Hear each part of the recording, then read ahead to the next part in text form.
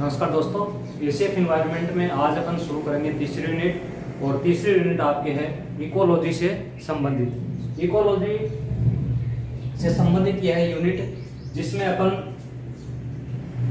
Ecology के क्या क्या फंक्शन होते हैं ये देखेंगे। इकोलॉजी होती क्या है, इकोलॉजिकल पिरामिड देखेंगे, फूड वेब और साथ में ही एक्वेटिक और टेरेस्ट्रियल इकोसिस्टम जो है इनको विस्तार से अपन इस यूनिट में पढ़ेंगे। Unit 3 ecosystem.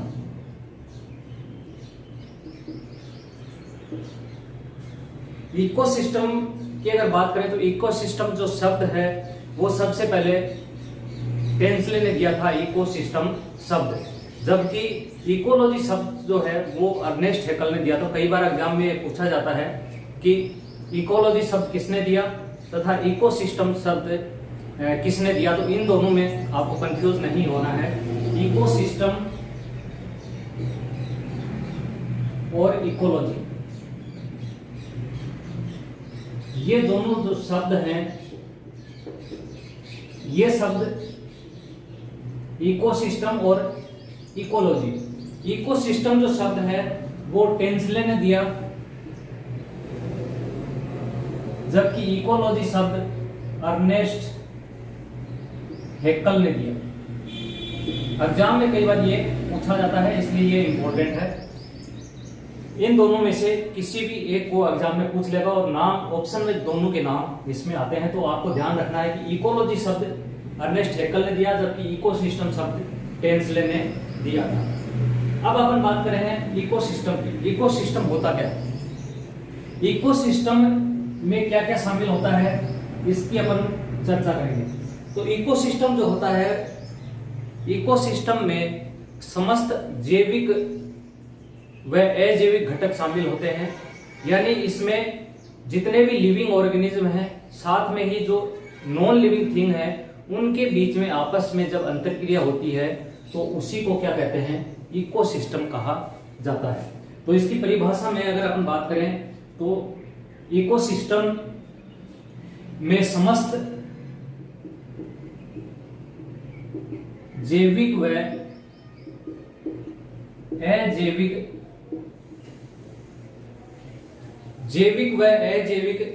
घटक परस्पर क्रिया कर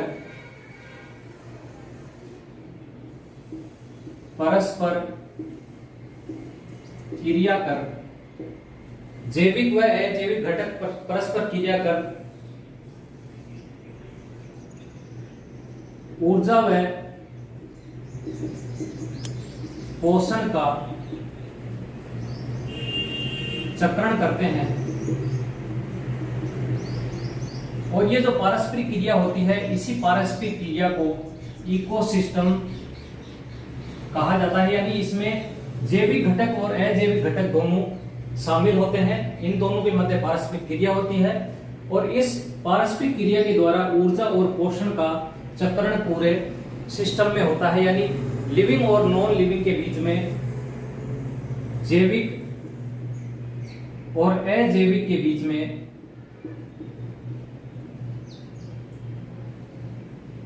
ऊर्जा और पोषण का प्रवाह चलता रहता है। लिविंग जो ऑर्गेनिज्म है वो सभी जीवित होते हैं, जैसे पेड़ पौधे हैं, जीव जंतु है, माइक्रो ऑर्गेनिज्म है, वे जैविक में आएंगे, जबकि अजैविक में जितने भी खनिज लवण है, जल है, ये सारे अजैविक घटक में आते हैं। साथ में इसमें जलवायु भी आती है, तापमान जो होता है वो सब इसी में शामिल होता है। इकोसिस्टम की इकोसिस्टम की प्रकृति की बात करें तो इकोसिस्टम प्रकृति की क्रियात्मक इकाई है। इकोसिस्टम प्रकृति की क्रियात्मक इकाई है।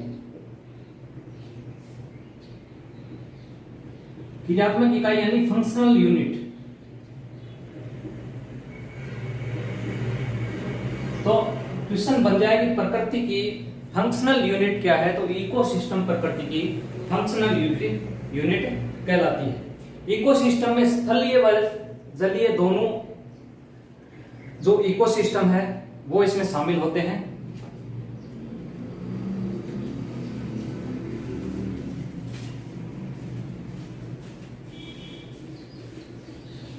तो इसमें आपको बताया जो है, इसमें आपको इकोसिस्टम और इकोलॉजी दोनों शब्द किसने दिए, इसको आपको ध्यान में रखना है।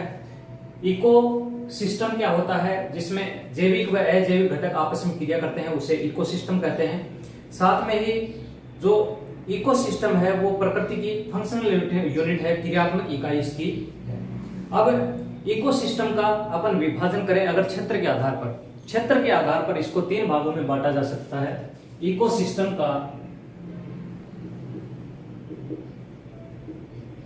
विभाजन किसके आधार पर, क्षेत्र के आधार पर। क्षेत्र के आधार पर इकोसिस्टम का डिवीजन। तो सबसे पहले जो इसमें सबसे बड़ी जो इकाई आती है वो है बायोस्फीयर। बायोस्फीयर। दूसरी जो इकाई इसमें आती है वो है बायो जियोग्राफिकल लेवल।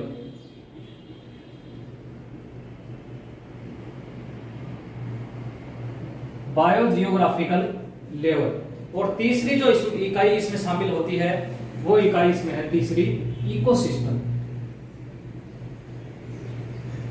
यानी इकोसिस्टम को क्षेत्र के आधार पर पूरा जो प्रकृति है इसको अपन 3 भागों में बांट सकते हैं, बायोस्फीयर, बायो जियोग्राफिकल लेवल और इकोसिस्टम। क्षेत्र के आधार पर बड़ा अगर क्षेत्र है तो उसे बायोस्फीयर कहेंगे। जैसे अगर ग्लोबल स्तर पर की अगर बात करें, ग्लोबल लेवल को इसे बायोस्फीयर कहा जाता है। दूसरा है बायो जियोग्राफिकल लेवल। तो बायो जियोग्राफिकल लेवल में इसमें कई प्रकार के सब ग्लोबल लेवल होते हैं। सब ग्लोबल लेवल कई प्रकार, यूरेशिया जिसे कहा जाता है, पहली आर्कटिक क्षेत्र के नाम से, दक्षिणी पूर्वी एशिया, दक्षिणी व ओरिएंटल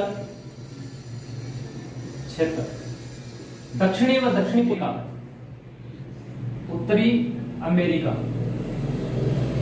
उत्तरी अमेरिका को नी आर्कटिक क्षेत्र कहा जाता है।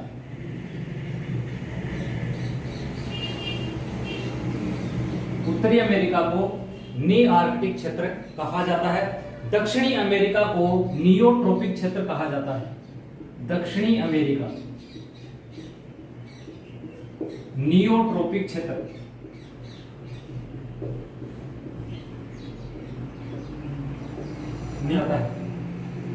अफ्रीका इथोपिया क्षेत्र। और ऑस्ट्रेलिया को ऑस्ट्रेलिया क्षेत्र कहा जाता है। ऑस्ट्रेलिया को ऑस्ट्रेलिया क्षेत्र कहा जाता है। यानी बायोजियोग्राफिकल लेवल पर अगर पूरे विश्व को बांटे तो यूरेशिया को पोलियो आर्कटिक क्षेत्र, दक्षिणी और दक्षिणी पूर्वी एशिया को ओरिएंटल क्षेत्र, उत्तरी अमेरिका को नियो आर्कटिक क्षेत्र, दक्षिणी अमेरिका को नियोट्रोपिक क्षेत्र, अफ्रीका को इथोपिया क्षेत्र तथा ऑस्ट्रेलिया को ऑस्ट्रेलिया क्षेत्र कहा जाता है।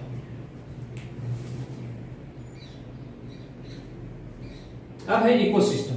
इकोसिस्टम में स्थानीय स्तर पर इसको अपन लोकल लेवल पर इसको कई भागों में विभाजित कर सकते हैं। जैसे घास स्थल हो गया, घास स्थल, तालाब, वन, ये सभी जो हैं इकोसिस्टम में शामिल होते हैं। तो इकोसिस्टम जो है वो छोटे लेवल पर होता है, जबकि बायोस्फीयर जो होता है वो बड़े लेवल पर होता है। तो इस प्रकार इसका अपन विभाजन कर सकते हैं। अब बात करते हैं इकोसिस्टम की विशेषताएं। इकोसिस्टम की क्या क्या विशेषताएं होती हैं, एग्जाम में कई बार पूछ लिया जाता है। इकोसिस्टम की जो विशेषताएं हैं इनके अगर बात करते हैं, विशेषताएं। इकोसिस्टम जो होता है वो एक सुसंगठित तंत्र होता है सुसंगठित तंत्र होता है। दूसरा, इकोसिस्टम जो होता है, इसमें इकोसिस्टम पारितंत्र की ऊर्जा पर निर्भर करता है। अगर ऊर्जा नहीं होगी तो इकोसिस्टम जो है वो अपना कार्य करना बंद कर देगा, यानी इकोसिस्टम ऊर्जा पर निर्भर है। यह पारितंत्र की ऊर्जा पर निर्भर है, पारितंत्र की ऊर्जा पर इकोसिस्टम निर्भर करता है। तीसरा, इकोसिस्टम एक खुला तंत्र है, खुला तंत्र है। इकोसिस्टम एक बंद तंत्र नहीं है, ये क्या है, एक खुला तंत्र है। इसमें इनपुट और आउटपुट के बीच में ऊर्जा और पोषण का प्रवाह होता रहता है, इसलिए ये एक खुला तंत्र है।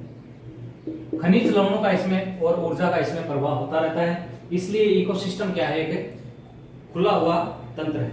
अब बात करते हैं इकोलॉजिकल निके। इकोलॉजिकल निके, पारिस्थितिकी कर्मता, पारिस्थितिकी कर्मता।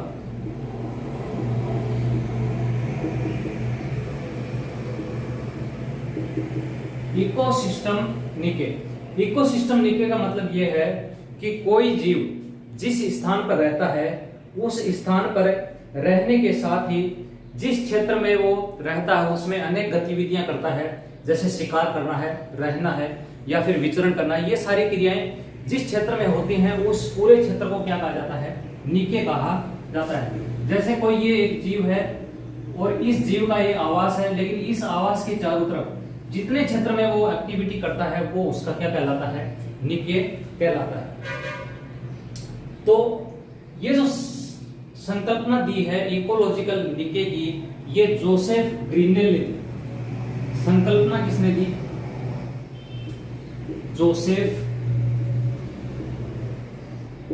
ग्रीनेल। 1917 में ये संकल्पना इसके द्वारा दी गई। जोसेफ ग्रीनेल इंपॉर्टेंट है, कई बार एग्जाम में क्वेश्चन आया हुआ भी है। जोसेफ ग्रीनेल ने इकोलॉजिकल निके की अवधारणा दी। इसमें क्या बताया, इसमें बताए कोई प्रजाति या कोई जीव अपने आवास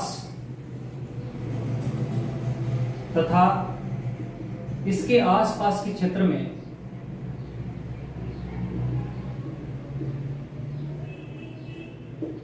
आसपास के क्षेत्र में जितनी भी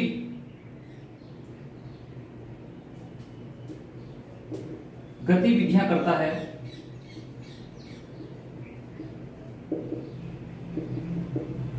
उसे इकोलॉजिकल निके कहा जाता है। यानी इसमें उसके द्वारा भोजन करना, शिकार करना, वहां पर विचरण करना, ये सारा जो क्षेत्र है क्या कहलाता है, इकोलॉजिकल निके कहलाता है। यानी इकोलॉजिकल निके और हैबिटाट जो है वो दोनों अलग अलग हैं। हैबिटाट जहां पर वो रहता है वो हैबिटाट होता है, जबकि उसके अलावा जो जिस क्षेत्र में वो अपनी गतिविधियां करता है उसे इकोलॉजिकल निके कहा जाता है। इकोलॉजिकल निके जितना ज्यादा बड़ा होगा इकोसिस्टम उतना ही ज्यादा स्टेबल होगा। इकोलॉजिकल निके जितना ज्यादा होगा इकोसिस्टम स्टेबिलिटी उतनी ही ज्यादा होगी। तो ये आपको ध्यान रखना है, इकोलॉजिकल निके जितना ज्यादा बड़ा होगा इकोसिस्टम की स्टेबिलिटी उतनी ही ज्यादा होगी।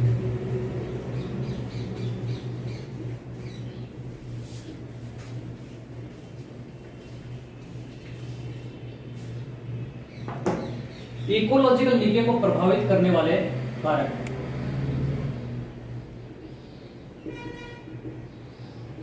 को प्रभावित करने वाले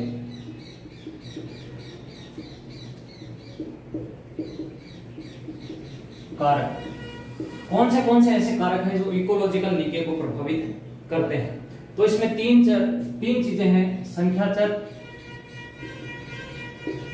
आवासचर और तीसरा है इसमें निषेचर।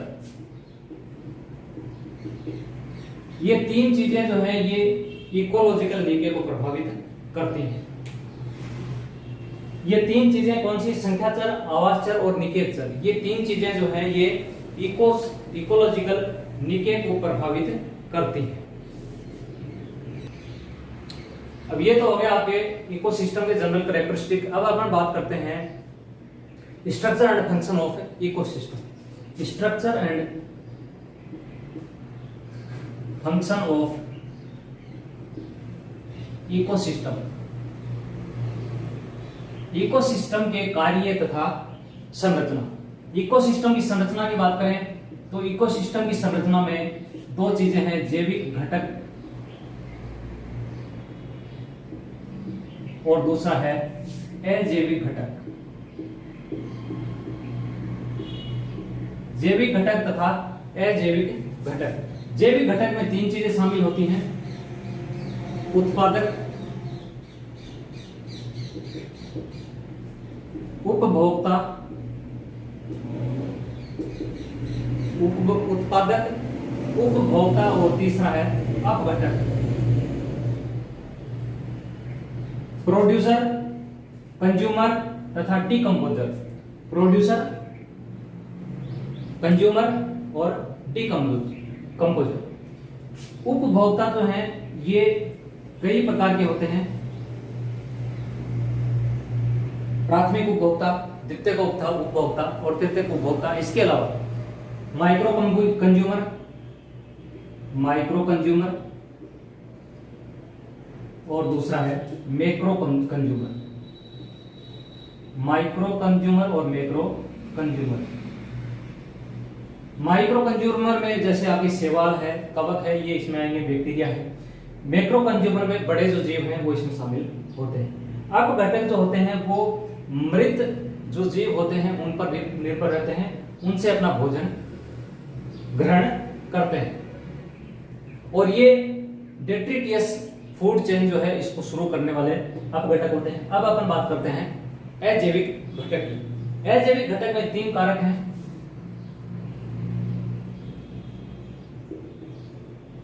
जलवायु कारक,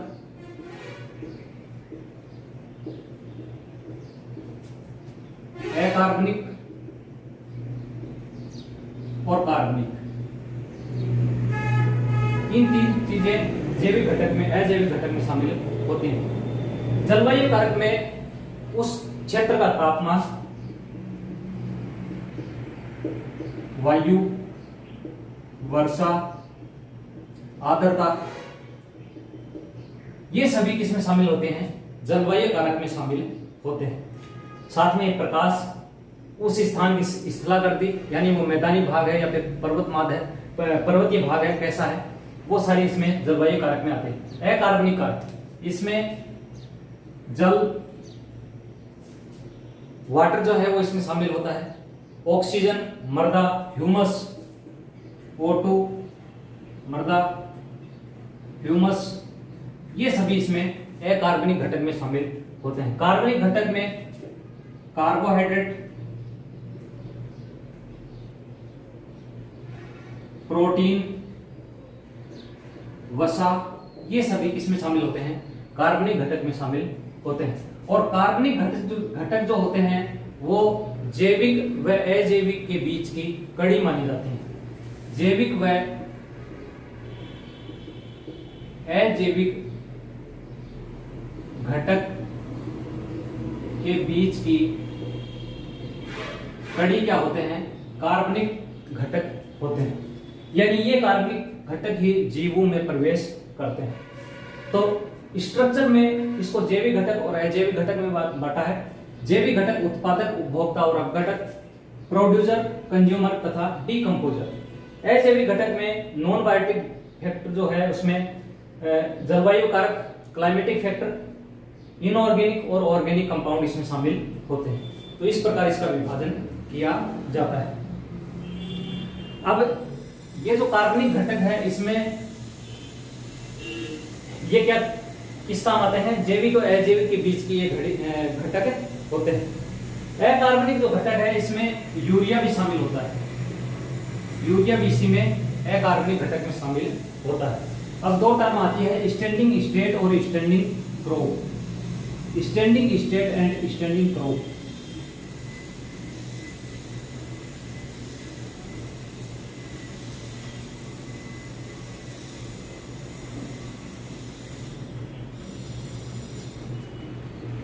स्टैंडिंग स्टेट और दूसरा है स्टैंडिंग क्रोप। दोनों में क्या डिफरेंस है ये अपन देखेंगे। स्टैंडिंग स्टेट व स्टैंडिंग क्रोप। स्टैंडिंग स्टेट पारिस्थितिकी तंत्र में किसी निश्चित इकाई क्षेत्रफल में निश्चित समय में उपस्थित अजीवीय पदार्थ, जिसे अपन अकार्बनिक घटक भी कहते हैं, जो उपस्थित होते हैं उसी को अपन क्या कहते हैं, स्टैंडिंग स्टेट कहते हैं। यानी इसमें अजीवीय घटक शामिल होते हैं। किसी पारिस्थितिक तंत्र में निश्चित समय में निश्चित इकाई क्षेत्रफल में उपस्थित अजैवीय पदार्थों की जितनी मात्रा उपस्थित होती है उसे ही स्टैंडिंग स्टेट कहा जाता है। दूसरा है स्टैंडिंग क्रोप। किसी पारिस्थितिक तंत्र में निश्चित इकाई क्षेत्रफल में निश्चित इकाई समय में उपस्थित निश्चित इकाई क्षेत्रफल में उपस्थित जीवों में जैव भार की जो मात्रा होती है उसे स्टैंडिंग क्रोप कहा जाता है। पारिस्थितिकी तंत्र में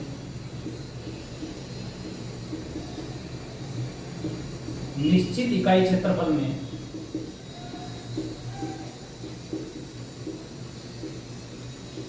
निश्चित समय में उपस्थित अजैविक पदार्थों की मात्रा को स्टैंडिंग स्टेट कहा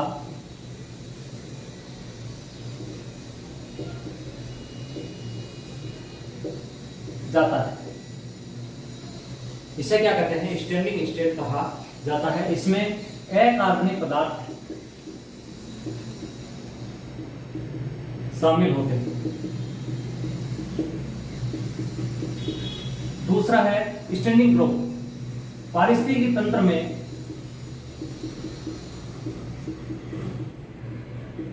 निश्चित इकाई समय में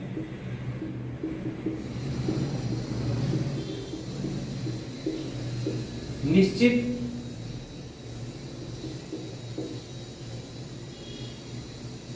क्षेत्रफल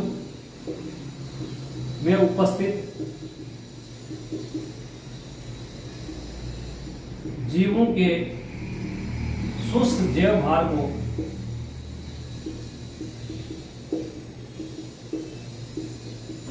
स्टैंडिंग क्रोप कहा जाता है।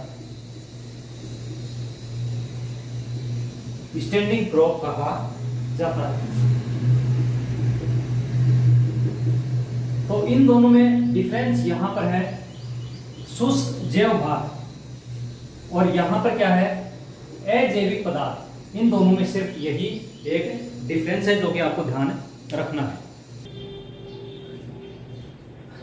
अब अपन ने जो एबायोटिक फैक्टर हैं, अजैविक घटक जो हैं, उनको अपन ने यूनिट फर्स्ट में कवर कर लिया है, तो अपन यहां पर उसको रिवाइज नहीं करेंगे। अपन पढ़ते हैं अभी बायोटिक फैक्टर, जैविक कारक।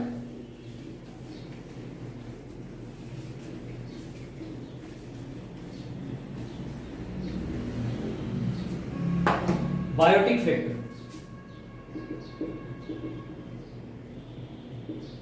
जैविक कारक। बायोटिक फैक्टर में तीन चीजें अपन ने देखी। इसमें उत्पादक, उपभोक्ता और अपघटक, ये तीन चीजें इसमें शामिल होती हैं। उत्पादक, उपभोक्ता और अपघटक। उत्पादक क्या होते हैं? उत्पादक वे जीव होते हैं जो अपना भोजन समय बनाते हैं। तो इसमें कौन शामिल होगा? हरे पौधे, शैवाल, ऐसे हैं जो अपना भोजन समय बनाते हैं। ये क्या करते हैं, इनके लिए CO2, H2O, क्लोरोफिल और सूर्य का प्रकाश, सूर्य के प्रकाश में ये अपना भोजन बनाते हैं। साथ में CO2 चाहिए और ये क्लोरोफिल जो चीजें हैं ये इसके लिए आवश्यक होती है। अब ये जो CO2 है प्लस H2O है, ये निर्माण करता है कार्बोहाइड्रेट का।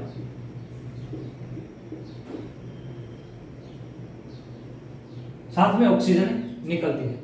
तो इसमें CO2 जो है इसका तो होता है आपके अपचयन, CO2 का इस अभिक्रिया में होता है अपचयन, और जल का क्या होता है, ऑक्सीकरण। तो ये एग्जाम में कभी कभी पूछ लिया जाता है कि प्रकाश संश्लेषण की प्रक्रिया में CO2 का अपचयन होता है और जल का क्या होता है, ऑक्सीकरण होता है। प्रकाश संश्लेषण की घटना में, प्रकाश संश्लेषण में रासायनिक ऊर्जा, प्रकाश ऊर्जा रासायनिक ऊर्जा में बदलती है, रासायनिक ऊर्जा में बदलती है।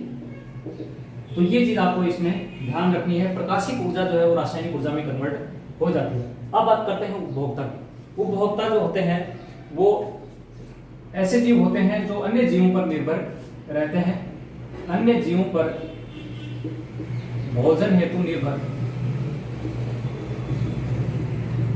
अन्य जीवों पर भोजन हेतु ये निर्भर रहते हैं।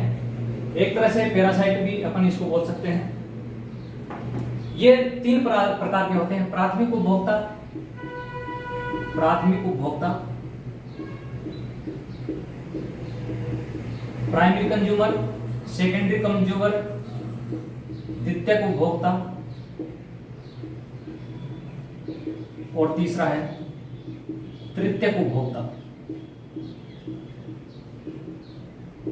Tertiary consumer. ये तीन प्रकार के होते हैं।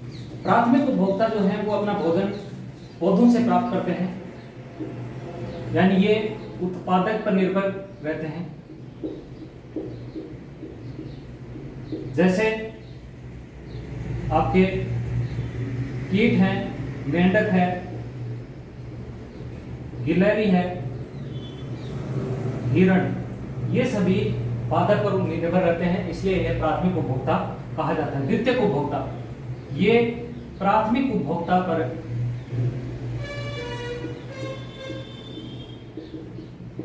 निर्भर रहते हैं, प्राथमिक उपभोक्ता पर ये निर्भर रहते हैं। जैसे हिरण को खाने वाला भेड़िया हो गया, बाघ हो गया, कुत्ता जो खरगोश को खाता है, ये सारे द्वितीयक उपभोक्ता में शामिल होते हैं। तृतीयक उपभोक्ता में ये ये प्राथमिक व द्वितीयक उपभोक्ता पर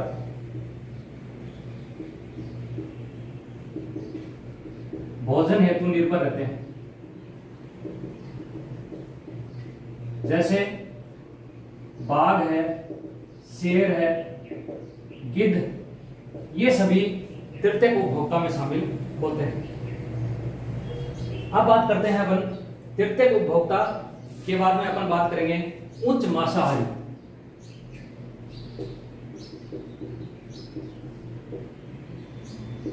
टॉप कार्निवोरस,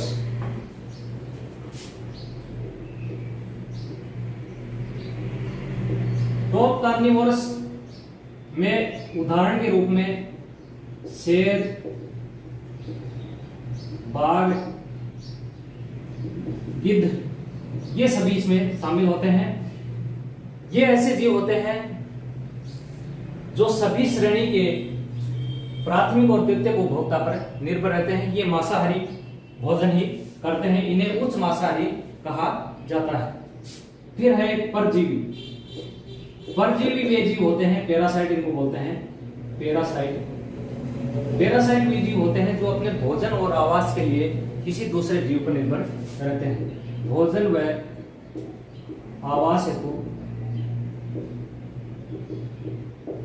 जीव पर निर्भर, यानी इनको भोजन भी उसी जीव से चाहिए और आवास भी उसी जीव से चाहिए, तो इसे अपन क्या कहते हैं, पैरासाइट कहते हैं।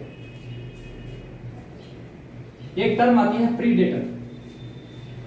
पैरासाइट और प्रीडेटर में अंतर है। प्रीडेटर क्या होते हैं? प्रीडेटर्स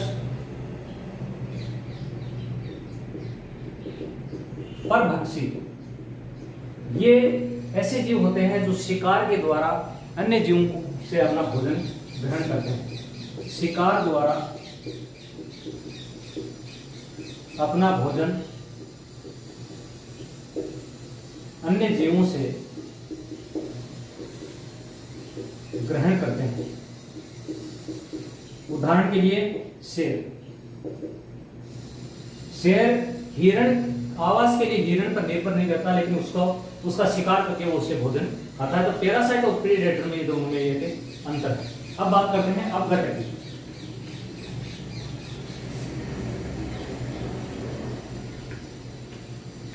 अपघटक या इन्हें अपन डीकंपोजर भी बोलते हैं। डीकंपोजर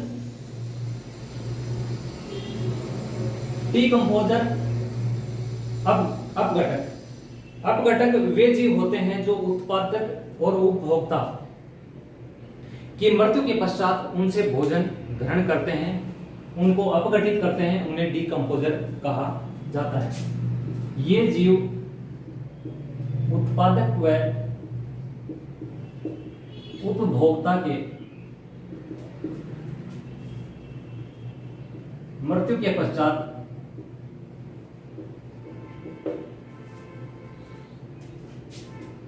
इनसे भोजन प्राप्त करते हैं तथा इन्हें डिग्रेड करते हैं। तो इसमें शामिल है आपके बैक्टीरिया और फंजाई। बैक्टीरिया और फंजाई जो हैं वो इन पर निर्भर रहते हैं। इन्हें मृतोपजीवी कवक भी कहा जाता है। ये जो फंजाई होते हैं